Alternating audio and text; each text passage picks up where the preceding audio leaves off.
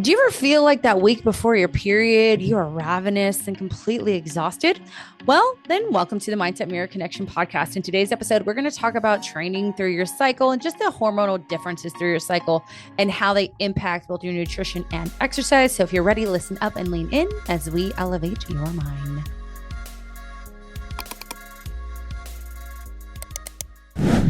Welcome to Period Talk. For our male listeners, you should also listen to this because I think it's really important for you to understand the female cycle. I was listening to Diary of a CEO and he was interviewing Dr. Stacey Sims, and he was like, I didn't know any of this. So really? I haven't listened to that one. But for those of you who are new to this podcast, Amanda and I talk about our lives, babies, puppies, and reality TV or documentaries. Do you have a documentary one? No, I don't. Okay. So if you don't want to hear anything about us and you're not interested in us at all, go ahead. Skip ahead. You can find the time stamps in the show notes below. Yay. No, I'm watching Traders, and I also need correction corner. They're called Faithfuls, not Loyals. Oh, yeah. The people that you were confused with last week. Yes. This show, man, I'm just like, there's an obvious traitor, and they're just like, oh, it's Nikki Bella because she's aggressive, and I'm like, what? Do you think they're just playing along? No, they're really not smart. Well, who's the traitor? There's 3 traitors. So who's your obvious? That's like so this gal, Danielle. So they had this. For those who are watching Traders, if you haven't watched this episode, I'm not gonna really spoil anything, but so they had to go into this like church. Everything's very like dim and like kind of scary. It's the Traders. So go to this church and the host says a riddle, and then the first person to jump over this line has to then find the urn with the answer of the riddle on it. So like it had like heart, lust, like just all these things. So then if they got the riddle right, they could put a picture of one of the contestants up for a shield that protects them from being murdered. That's the whole thing. Like you get murdered by the traitors. And so murder, that's how they say it. And so Danielle, she gets it right and she chooses another guy to get a shield. She chooses a housewife because all the housewives have been getting murdered. So she's like, I'm just tired of them getting murdered. She puts someone else's face while everyone else is putting their own face to get the shield. Does that make sense? She didn't protect herself. No, because she doesn't need to, because she's a traitor, but she's not thinking in her head because the traitors need to look like faithfuls. I'm with you. Okay, yeah. Got it? I'm just thinking this show sounds so stupid. No, it's so good. It's so good. You think that. I think this because it's like there's all these different elements to how to keep yourself safe. Do you think you like reality TV more because of your psychology background? No, it's because I don't usually have to think. Okay. In this game, so this is because of I don't have to think. Yes. That I like it. Well, and this is more like a game show to me. Like later Raiders of the Lost Ark. Do you remember that one? Yes. Okay. There's gameplay in it. It's not just like watching something. So you do have to think about it. But so then she does it again and saves someone else, not herself. And finally, one of the girls goes, aren't you afraid of being murdered?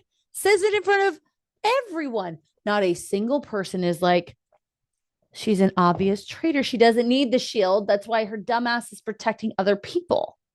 She starts crying like, I'm just trying to be nice and show my loyalty. So how it works, you have a round table with everyone and all the faithfuls, because there's only 3 traitors and like 20 faithfuls, have to decide who the traitor is, and they can banish someone. And then when they banish them, they go into this circle and say, I'm a faithful or I'm a traitor. They've had one traitor go, and the only reason that traitor has gone is because another traitor outed him. So it's a whole thing. You've got to watch it. Okay. I know it sounds dumb, but like, I don't think it sounds dumb at all. I think it's so, there's all this skill and like, but then now I'm getting annoyed because I'm like, you guys are fucking idiots. Like, This chick obviously doesn't need the shield for a reason. Why isn't anybody looking at that? And then the guy who outed the other traitor was so like, so they have these like speeches like, this is why I think he is. I'm 100% sure. And like Wes from the challenge goes, how can someone be 100% sure someone's a traitor? And someone else goes, you can't. He goes, yeah, you can, because they're a traitor too. So he like realizes what happened. He calls it out in the next round table. So the traitors know who's traitors? Mhm. Okay. Yeah, because they all come together to decide who they're going to murder. Yeah. So like it's like a whole thing. And they end up getting Wes kicked off. They don't even have to murder him because everyone thinks he's a traitor. He's not. And then he like does his whole thing where he was just being a dick. But it's a good show, man. You should watch it. Just I'm almost done with Gossip Girl. oh my God. Okay. See, that's not a show I would watch. No, it's terrible. Oh, It's okay. it's so bad. Is it? Yeah, but I'm almost done. So it's like I'm in season I didn't know 6. Sarah Michelle Gellar. Or no, I'm sorry. Who's I know it. I thought her name was Sarah Michelle Gellar too, but it's not Sarah. But I know who you're talking about. forgetting Sarah Marshall is the movie Kristen Bell. Kristen Bell's in that show. No, Kristen Bell's not in that Isn't show. she narrating it? Is she? Hold on. Huh. Became an iconic narrator for Gossip Girl. Well, I was today years old. Yay. Yay. How is that? It sucks. And it's really weird because one of the guys is fucking a 17. Oh, I saw that. Okay, so that's what they were talking Yeah. about on Files. Betches. They were talking about how he like assaults. Yes. So trigger warning. Assaults 2 girls. Uh-huh. Like rape. That's Chuck. yeah. Chuck does that. Yeah. And so they let that go. And then they let it go that like they're all just drinking and partying in high school, which I find very not good. Like Mhm. at bars, not even like at their parents' house. Or, Yeah. I guess It's just apartment. like that it would Upper be. East Side, like that's what they were talking about on Betches. It's like that actually all happens. Oh, does it? Yeah. Oh. Let's get some money. Like, Yeah, but I mean, come on. no. Get your so then and then Nay, the one guy in this season, is hooking up with a 17-year-old, which I'm like, what the fuck? And because I'm like, wait, how old are they?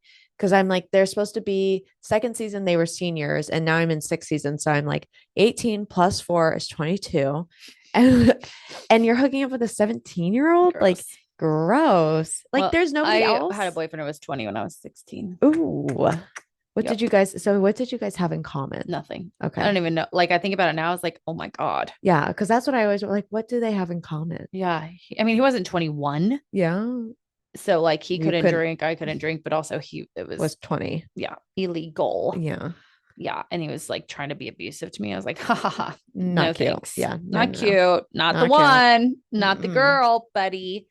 He'd be like, oh, no, you're like, I just remember him being like, you're not going to talk to me that way. And I was like, Yes, no, I am. actually, I am. Yeah, And what are you going to hit me? Like, and he almost like he came after me. And then luckily there was another guy there and he's like, whoa, whoa, whoa, whoa. And then I was like, yeah, we're Never done. mind. Yeah. There's Speaking a of- reason why you date younger girls because you can't do that. Manipulate them. Yeah. Speaking Not of the one. being we're done, Michael Strainer, you asked about this. Yes. So he hasn't been going to him since the baby came, Mhm. which I gave grace about, and I am giving grace. He's trying to go back to him. I said, why?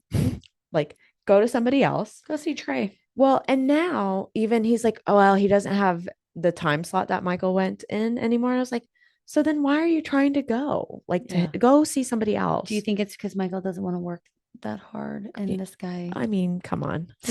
this guy keeps him in his comfort zone? Correct. Yeah. Yeah. Well, just let him be in his comfort zone. So he's had an appointment the last 2 Saturdays, forgetting that we had your thing. And then another Saturday, something else came up. Mhm. I'm like, well, Yeah. okay. I feel like he has been on his best behavior though. I don't feel like he's drinking. Michael? Or, yeah. He's drinking he's drinking less and much more appropriately. Good. Yeah. So he's definitely not getting bombed more Mhm. nights than not. Mhm.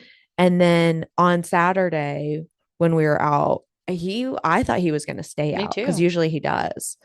And so we had a conversation that morning because I was like, because we were trying to plan like what's our expectations for the day. Mhm. Because I've noticed if we talk like instead of like if we're like, hey, this is what's happening, because he'll usually be like, oh, I don't know, and be like, well, this is what I want to do. Mhm. Then he all of a sudden has his ideas of what he wanted to do. And I'm like, okay. So I was like, look, because he's like, well, what do you want to do? I'm like, I need your help in the morning and I'll get all my stuff done that I can while you have the baby. Then we'll go with Christina's and then I'll just have the baby for the afternoon while you're out. And he's like, well, I'm not staying out. And I was like, what? Why not? And he's like, I don't know. I figure like I should be here to help you. And I was like, Aw. okay. Yay. So yeah. Okay. And I was like, Yeah, tell well, me he's boring now. So. well, I know. Well, and I told him, I was like, well, if even if you're here for this afternoon, like you're not going to be able to help me. Like, let's be honest. And he was like, I'm not expecting to get like trashed. And I was like, okay, we'll see. So I was like, okay, we'll see.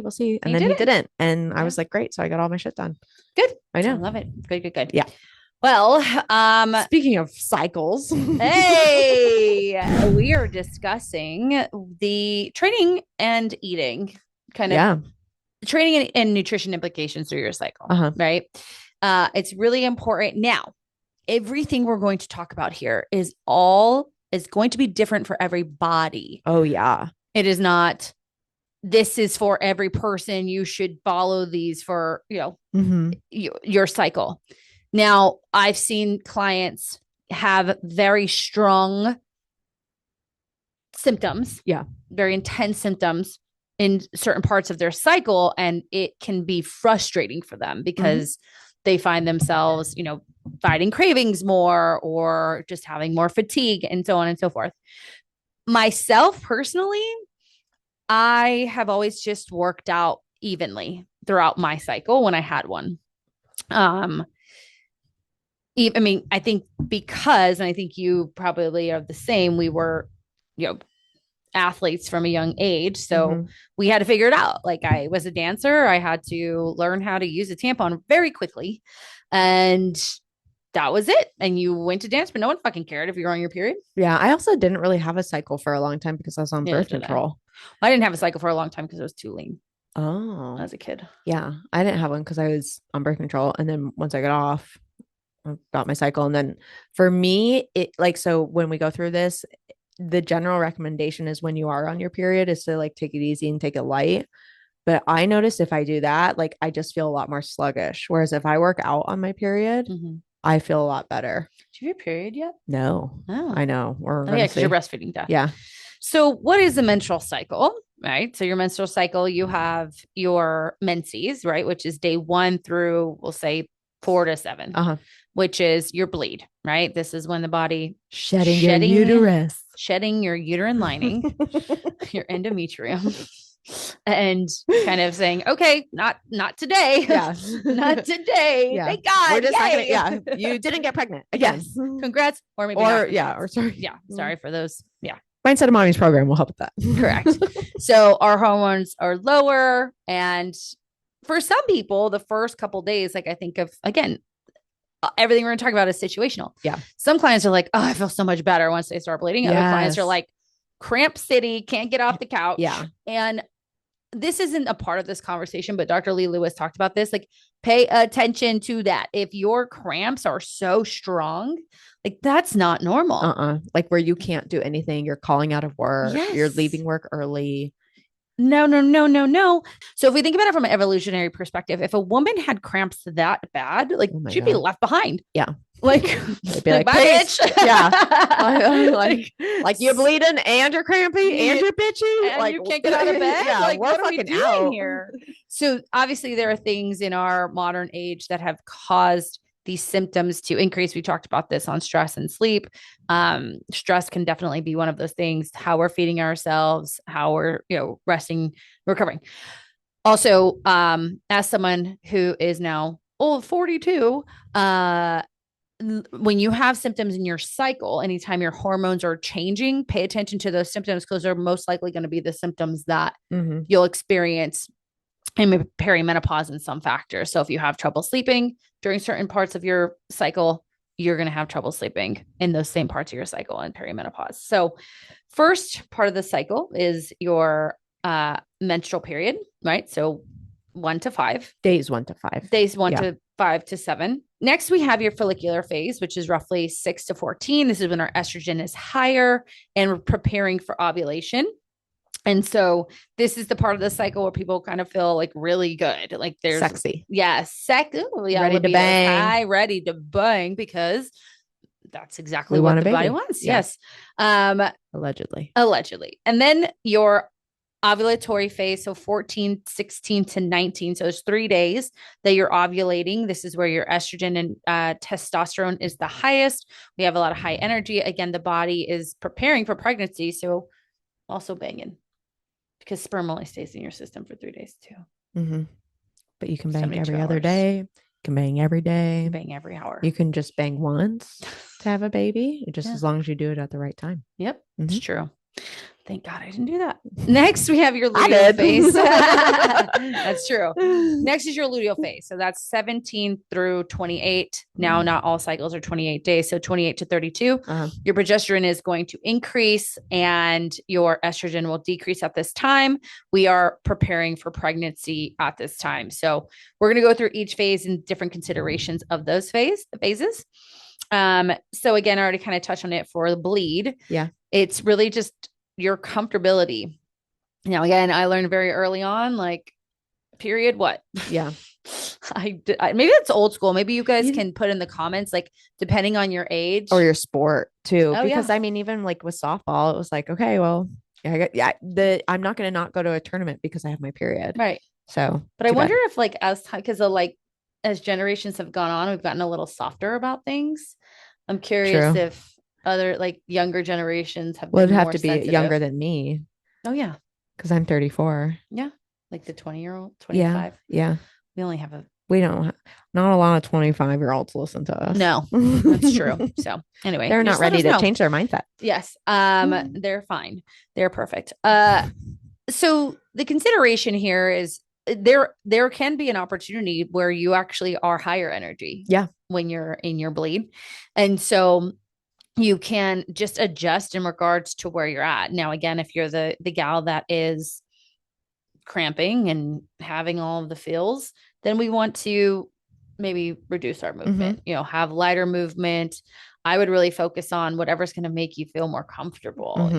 Walking could be helpful for that because you're just kind of getting that like blood flow and circulation in the body to kind of help reduce the, I guess, inflammation. Yeah, I was thinking inflammation in my head and I was like, it's not inflammation, but it just feels like stiff and crampy. Like all of your energy is going towards your like uterus and ovaries. Yeah. And really so it does become like, bing! Yeah. And so I feel like with walking and gentle movement, maybe yoga, stretching, mobility, like it kind of takes away and stretches that like muscles and fascia. Like I just think of like everything kind of relaxing over time. Well, you're going to be breathing. You're going to be kind of down regulating your system. Because if you're in pain, you're in that heightened state too. Right. So going back to our cortisol.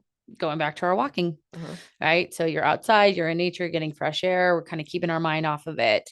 But for some of you, like us, can train right through the bleed and you can maybe even feel a little bit more energized. So this is a part of the cycle that's really going to be different for everyone and just listening to your body. Now, again, the society has made it acceptable to have these terrible periods.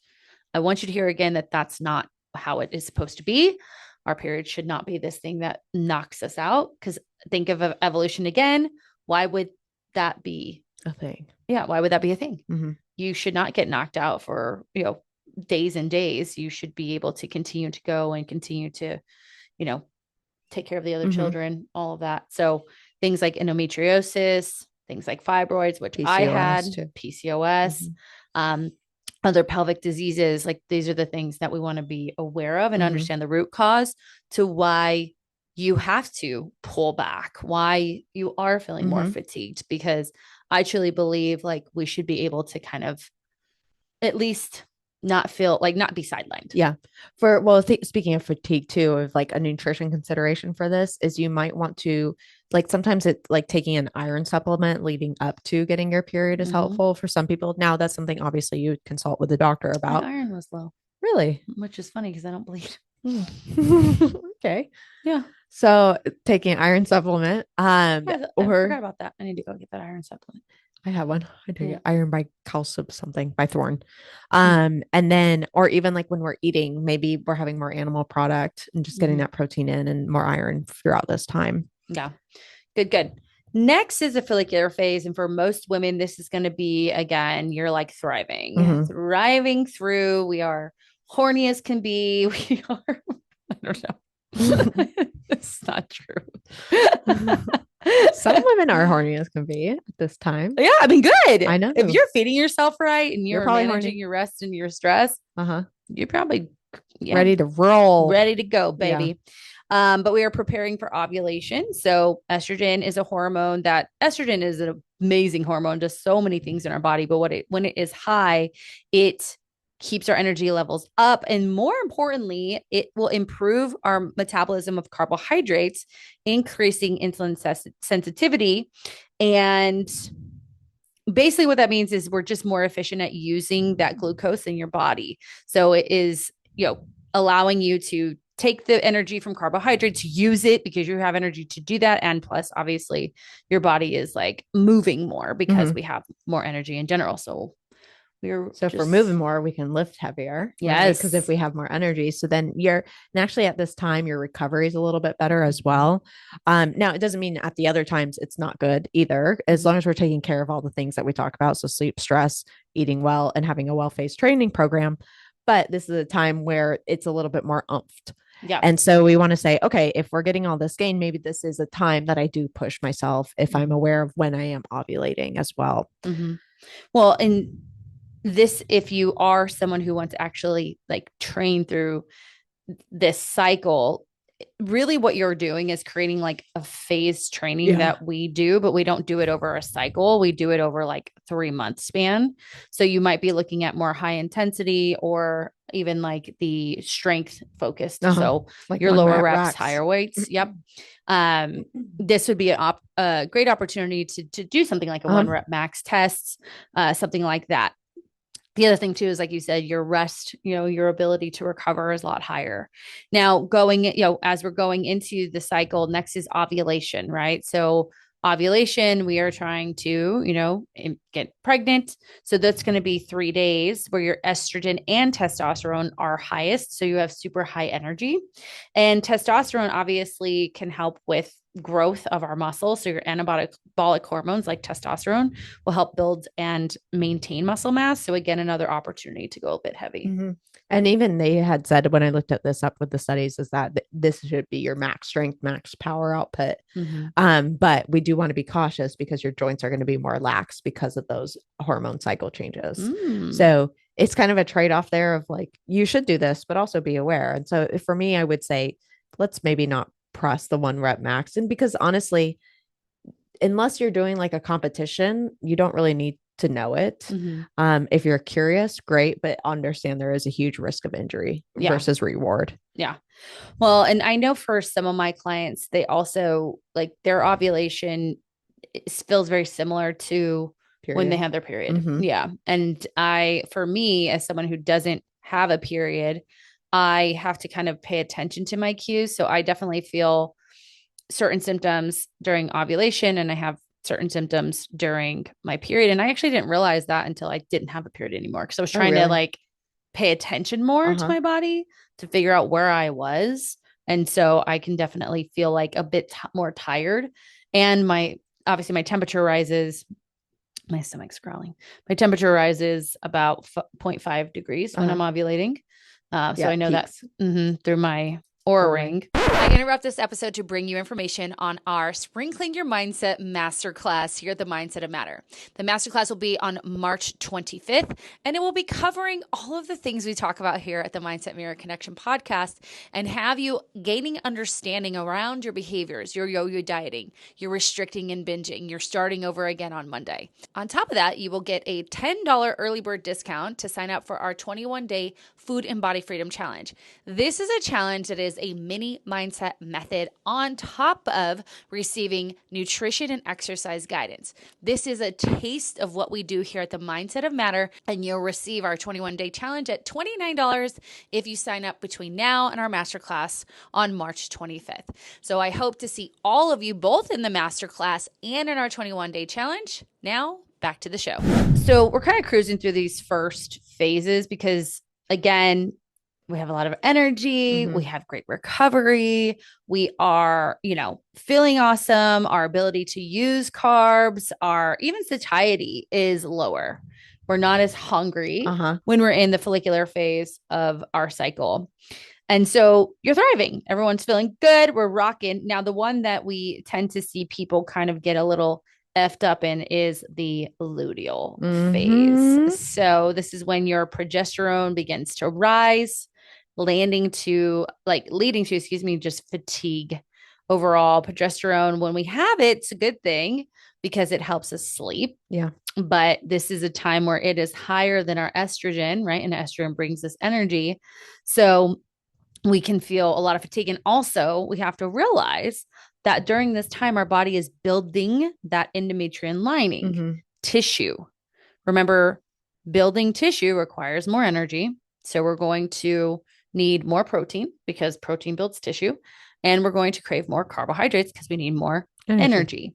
So that's why we see this kind of craving for carbs. And we'll talk about kind of how to handle that in a second here. But what else? Luteal phase. Luteal phase is so thinking of pregnancy prep, right? Because this is where your body either knows I'm pregnant or I'm not. Right.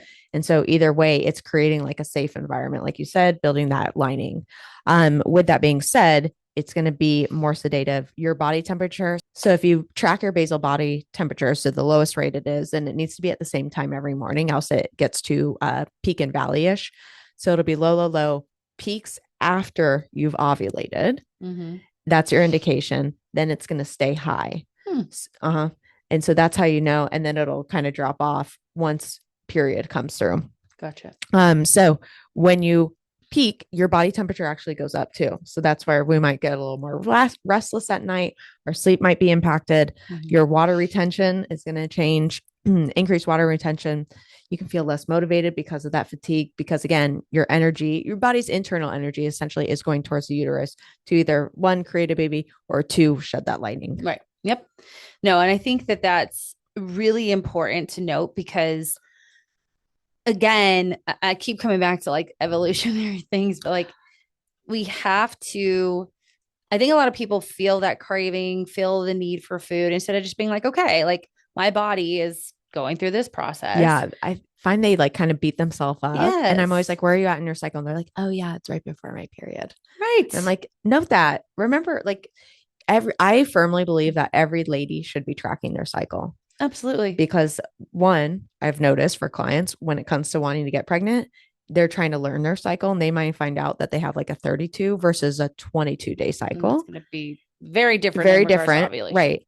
And so, but now you want to track, like you need a consistent pattern for 3 months. So if I decide I want to get pregnant this month, well, I may take me 3 months to figure it out. Whereas if I've been tracking, I'm going to already know when to, have more sex consistently or something like that. Well, I had a client, her weight went up, and yes, she had a weekend with a friend. So there was different weight anomalies. Oh, yeah. She was also like 3 days before her cycle and she had never tracked her cycle. So now we started doing that. It is super important, especially if you're someone who has struggled with this scale, like realizing how your hormones really, the fluctuations in hormones fluctuate your weight on the scale. And that's honestly something that's out of your control for, the most part. Like you're just going to have a bit more water retention or bloating, constipation. Constipation is one thing for me that I notice. I just feel a bit heavier when I'm in that cycle phase, which I still don't understand. And I guess I do understand. I still have those hormones. So I don't have cramping. I don't have necessarily like you have the fluctuations, but not necessarily the like actual physical happening. So I don't feel I do get these bouts of fatigue time to time. So it's so funny because I'm like, man, my last period was literally a year ago. Wow. I know. That's insane. Mine was 7 years ago. Yeah. Wow. That's insane. Yeah. Let's talk about considerations. Again, this is all going to be individualized for the person.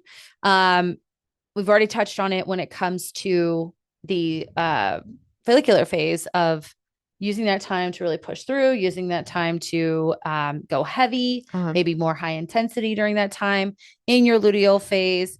If we want to, guys, if you're feeling a bit like you need a little bit more carbs, like in our program, we have that 100 plus or minus around your calories.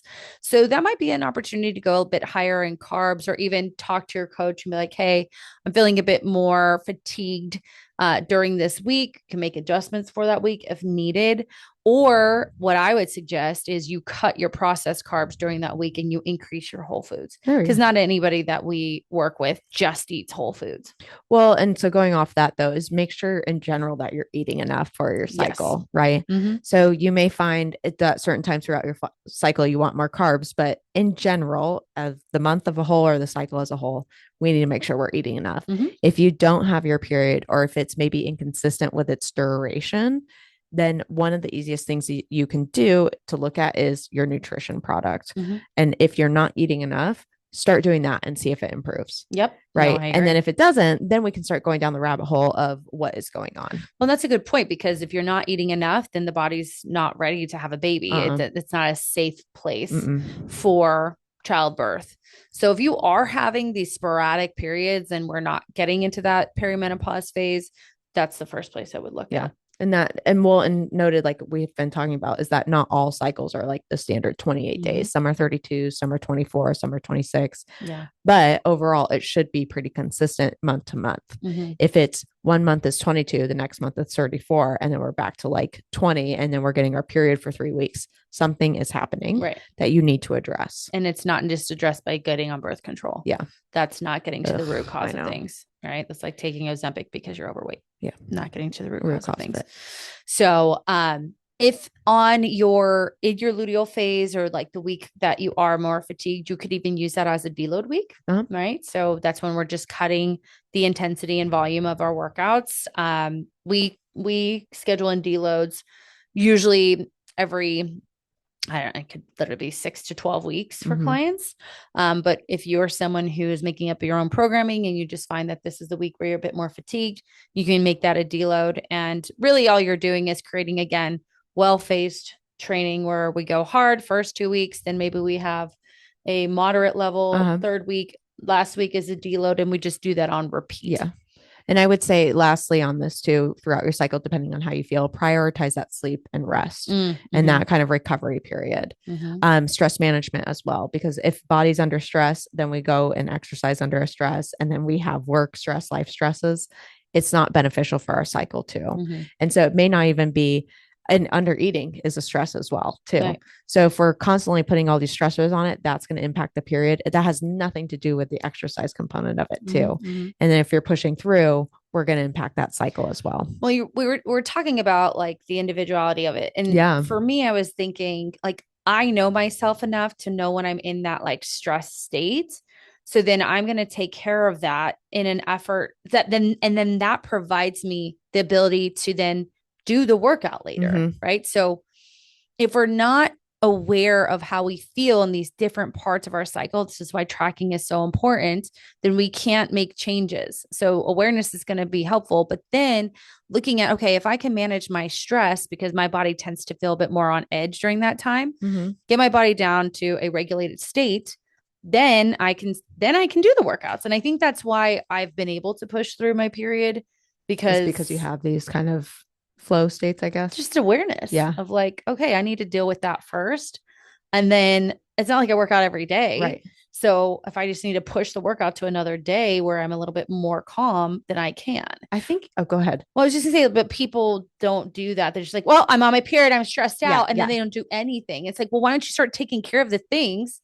And then you can see how you feel. It doesn't mean you're going to work out, but see how you feel. It's interesting you say that, because that made me think of so you're talking about awareness with your cycle and whatnot. And I think a lot of people don't have an awareness of it until they want to. And when you see, because there are training programs, and even Stacey Sims does this a little bit too, of like talking about training to your cycle. There are training programs that do that. And I think you would be remiss if you don't understand yourself and your cycle, because you may be following something that doesn't actually work for your body. So for example, if we followed a training program that said, oh, deload during your period, and then I just felt like more shit, Mm-hmm. then that's not really working for me. Yep. And it's interesting because you'll see two camps of like, you've got the people who say you should train to your cycle and even like change your training based off of where you are in your cycle too. I've seen that. Mm-hmm. And then you've got the people who say cycle and exercise, like there is no correlation that needs to be adapted for the training cycle. We don't need to change based on where we are. I've done both. And I've only done both with certain clients that had like very specific. Well, and it's per person. So if a client has an awareness of where their cycle is and they know during their period, it's just not going for them, like they do need to focus on that stress management and that recovery aspect. Wonderful. Right. Then we can build a program that is centered around their cycle. Yeah. But if it's a client like us, I'm not going to build a program that's around your cycle because there's no point. Right. Well, I'm going to say something shitty. So be prepared. People might be listening to this and then use it as an excuse too, you know, to I'm on my period, be half-ass, you know. Well, you guys said it's like, be real with yourself too. Like, just like we talked about in the episode of like pushing through those few last reps, like where's the line? Like, again, we're always, you know, we want to challenge ourselves. We want to put that stress on the system in a healthy way, but not stress too much. And again, you've got to be honest with yourself and constantly check in. So don't also use this as an excuse to like, well, you guys said to not, you know, everything is, again, those two camps you talked about, again, it's going to be individual to each person. So I would say for the gals out there, keep a symptom tracker. Right? Keep a symptom tracker throughout the whole thing, your entire cycle, not just the week, PMS week. Yeah. That's what I see is like, they know the symptoms, but what about when you're ovulating? What does it feel like? What about when you're in your beginning phase, your follicular phase? What does that feel like? Right? Really sit and there are a lot of different apps where you can put that in, a ton. Which is awesome. Because again, like we talked about, not only is that going to help you with coaching or if you're doing your own training, but then you're going to learn yourself well. And I'm going to tell you, going into perimenopause, like I didn't have rough periods until I had these fibroids, right? Now, I was not educated enough, nor was there all of the rave of female health, even 7 years ago, to make an educated decision on keeping my uterus, right? I wasn't told like, well, why don't we figure out why you have these fibroids, which is probably all trauma based, to be honest with you. And so I didn't get that. We have a little bit more of that conversation now. But I didn't have hard periods until then. And even then I didn't have hard periods. I just wouldn't stop bleeding for 2 years. Not good. Yeah. It's real sexy. So right with like, right when we got like moved in together, engaged, married. Oh yeah. I had to like literally wear a tampon every single day. God, fuck that. Every day. Yeah. So not fun, but hey, here we are. And, you know, just some considerations or adjustments that you need to make. Obviously in perimenopause, that tracking of your cycle is going to be so important because then you're going to start seeing, it was only 3 weeks this week. Oh, it was 6 weeks last month, excuse me. And you're going to start seeing those fluctuations. That's going to help. And we need to realize it's happening a lot earlier than we assume it's going to happen. I'm 42. I'm in it to win it. And being able to track that is super important. I would say from my side of things with the prenatal postpartum is being able to track it. So one, if you are trying to get pregnant, we can do that where we're also making sure we're not doing a high volume, let's say that training program too. So we can make sure that we're staying kind of in a relatively easy state where your body's not under a lot of stress. We do get pregnant, tracking your symptoms, knowing like, why do I still feel fucking tired when I should normally at this time, I got my energy back. I feel a little bit better. Or why are my cravings lasting so long? Why do I like feel nauseous around food? Like those are things that sometimes people miss if you're not tracking your cycle too. Yeah. So I think that's important. And then postpartum of one, tracking your cycle. So if you don't want a, what's it called? An Irish twin. So having a baby back to back, like we need to track our cycle, but also making sure that we're still recovering and figuring that out too. So I think the same kind of applies of just making sure that you're taking care of your body, no matter what phase you're in, but understanding different symptoms you may be experiencing that should typically go with the phase. That way, if something's out of order or prolonged, you're more aware of that, and you don't necessarily need to make a quick action that day, but aware, okay, but now it's been like a week. So what could be going on? Right. It is so crazy how many of our clients, and we mainly work with women, we do work with men as well, like do not know any of this.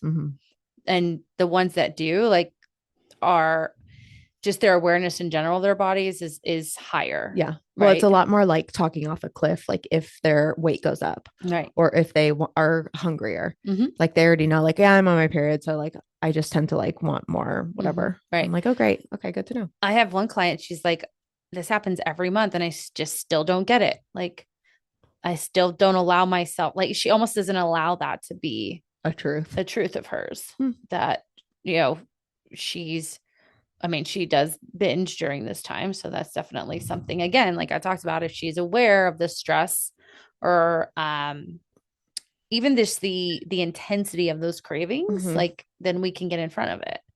But she's like, you're the first person who's actually made me track my cycle, and it's giving me much more clarity than before. She would have been like, see, you're a failure because you binged, when actually it happens every single 3 weeks. 3 weeks, and other things happen in regards to her job and how she feels about her job. And, you know, she's kind of, you know, well, then you get your low self-esteem and then you go binge because that's your comfort. So the other thing is birth control. This one's a toughie for us because I don't know enough, I'll be honest with you, about the cycle in birth control, meaning, say that we have a client who does weigh in more on the scale, but they're on birth control. Like, could we say it's hormonal? Now, we never know what it is exactly, but it's a little bit harder, you know, or we have clients with like PCOS who are on birth control. And I'm like, we got to get you off birth control in order to even get under what's happening. Like, why is this PCOS here? Now, obviously I'm not doing that on my own. We're doing that with a doctor, but most doctors just want to, any sort of thing wrong with the cycle, they'll just put someone on birth control. And there's a lot of new research out there that says it's not the game plan. I've had a client where she was within a year postpartum, and she was getting her period intermittently. And so it was kind of wigging her out. She's got a bit of anxiety. And they were like, let's go on birth control for 3 months. And that way it like will course correct so that it starts a new pattern. And I was like, that doesn't make any fucking sense. No, because it's suppressing your period or like your cycle. And she's like, I don't know, you know, and I'm like, I wouldn't do that. And I'm going to go off a tangent here. And again, I don't want anyone to think that I'm an expert in this area, but what we're seeing is that women aren't necessarily actually ovulating. No, they're not. Because of it's suppressed. Yes. And so we're having ovulatory periods that's not, well, the only reason they give you the bleed week is so that way you like think you still have that like period flow. But you don't even need that bleed week. But it's not even the same type of bleeding. It's a fake thing. If we it's fake ass shit. So big pharma, baby. I had a Marina. I'm not saying it was good or bad. I was on the pill. Yeah, IUD. So every day, 8 p.m. God, I couldn't do that. And I was so consistent. That's why when people would be like, I accidentally got pregnant when I was on the pill, I'd be like, not me. Anyway. So just again, take the information that you need. The biggest thing here is keep track of your symptoms, keep track of your cycle. Figure out what it is for you, right? If maybe you're someone who actually in the follicular phase actually doesn't feel as great. And that might be your deload week. Right. I don't know. But for most women, this is the symptoms that we see. And again, for a lot of women out there, you are not tracking this. So we really, really hope that please do. Yeah, please do it. Take this information. It's going to help you long-term in peri and postmenopause, in pre and postnatal, all the things we talk about here. If you like this information, please give us a follow if you haven't already, or subscribe to our YouTube channel. And also give us a 5-star rating and review that helps us get into more people's ears. And that's what we need from you guys. This podcast only does well if you help us out.